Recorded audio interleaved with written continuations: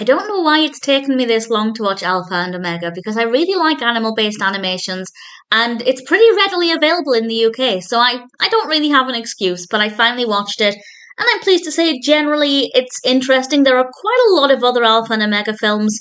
I will watch the next one, at the very least. We'll see whether or not I watch them all, but this one was released in 2010 by Anthony Bell and Ben Gluck. It's written by Christopher Denk and Steve Moore, and we have a pretty solid voice cast, including Justin Long, Hayden Panettiere, Dennis Hopper, Danny Glover, Christina Ricci, and various others. And the voice acting, of course, is very good. The animation quality is generally okay.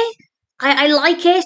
Occasionally it looked a little rough, but certainly it wasn't a big issue.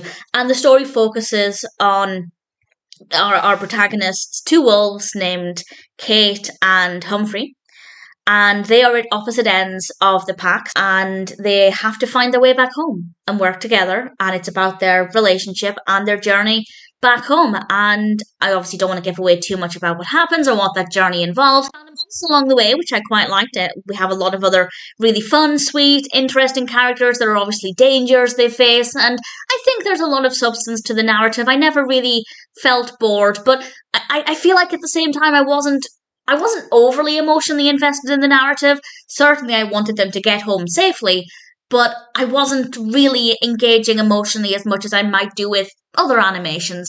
And I think that might partly be because the characters themselves I didn't care about as much as I would have liked. I liked them. There's nothing wrong with them. But again, I wasn't really emotionally with them. So it wasn't the experience I usually have with animal-based animations. I am the kind of person who will cry at an animal film, even when it's animation. I know I'm not alone with that. But with this one, the emotions weren't on the surface as much. And that's not to say there aren't a lot of opportunities for that.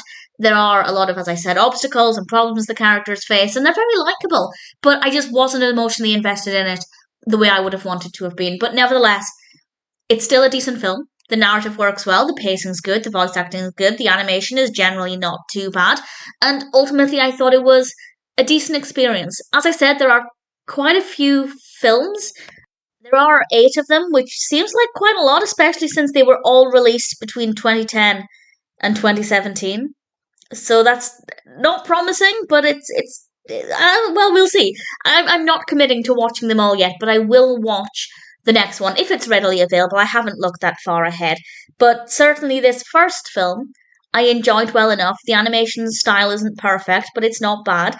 The voice acting's good, great voice cast, of course, a nice story, likable characters. I wasn't invested in it as much as I hoped I was going to be, but nevertheless, Alpha and Omega was a pretty decent experience, and if you've been considering watching it, or if this is maybe the first time you're thinking about it, then if you're a fan of animated films, maybe it's one that's worth watching.